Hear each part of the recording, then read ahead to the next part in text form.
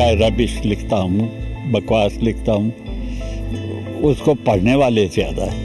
ये मेरे समझ में अभी तक नहीं आई, क्योंकि पहले भी मेरे छप चुके हैं सिलेक्शन और कई एडिशन में चले जाते हैं। मुझे ताज्जुब होता है कि क्यों पढ़ते हैं लोग।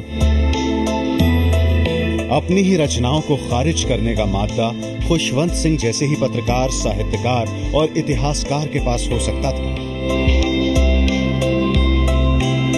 सच्चाई तो यही है कि खुशवंत सिंह ही ऐसे लेखक हो सकते थे जिनके व्यंग, कटाक्ष और चुटकुलों पर लोग ठहाका भी लगाते और देश के विभाजन के दर्द को अ ट्रेन टू पाकिस्तान में महसूस कर आंसू भी बहाते।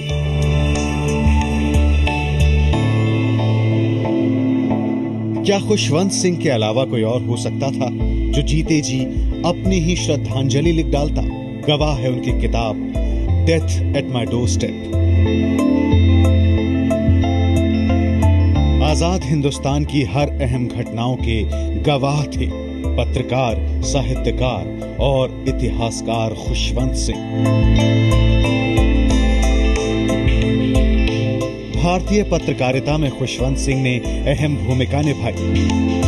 खुशवंत सिंह 9 साल तक साप्ताहिक पत्रिका इलस्ट्रेटेड वीकली के संपादक रहे। खुशवंत सिंह के संपादक रहते इलस्ट्रेटेड वीकली एक जमाने में देश की सबसे प्रतिष्ठित पत्रिका मानी जाती थी। खुशवंत सिंह देश के जाने माने अखबार हिंदुस्तान टाइम्स के भी 3 साल तक संपादक रहे। अपनी उम्र के 9वें दशक में भी रोमानी ख्यालों में रहने वाले खुशवंत सिंह साफ गोई और बेखौफ फितरत के लिए जाने जाते थे।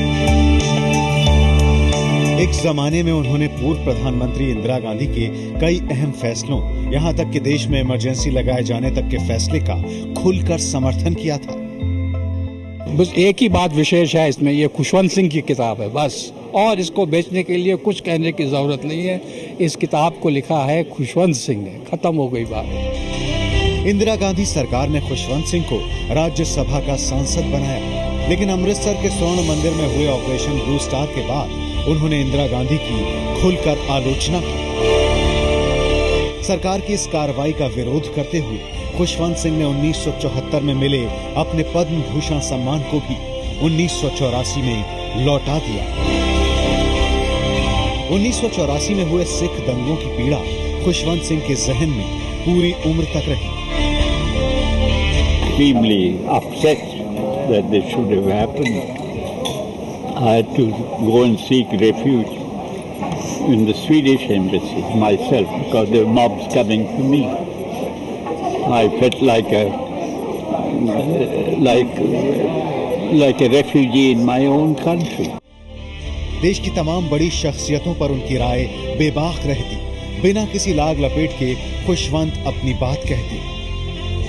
I took the liberty of saying, I said, Mr. Advani, I'm here. I'm not well, but I'm here. So I want to say things to you which I may not otherwise.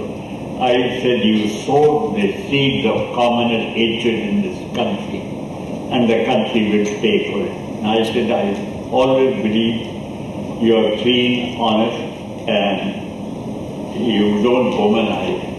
Such men are dangerous.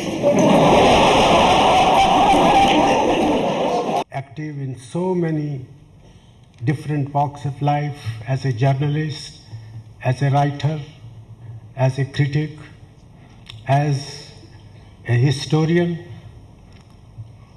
and his has been a truly creative life.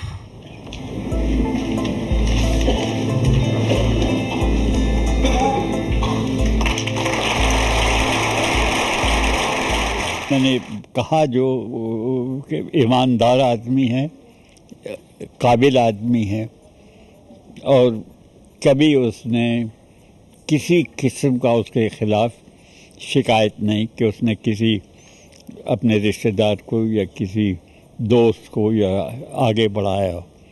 जब से वो prime minister हुआ है, मैं एक दफ़ा नहीं गया उसके घर में, एक दफ़ा नहीं, और मैं पहले से जानता हूँ। अंग्रेजी हिंदी में समान रूप से पढ़े जाने वाले खुशवंत सिंह ने अपने जीवन के आखिरी छोर पर पहुंचकर भी लिखने से समझौता नहीं किया।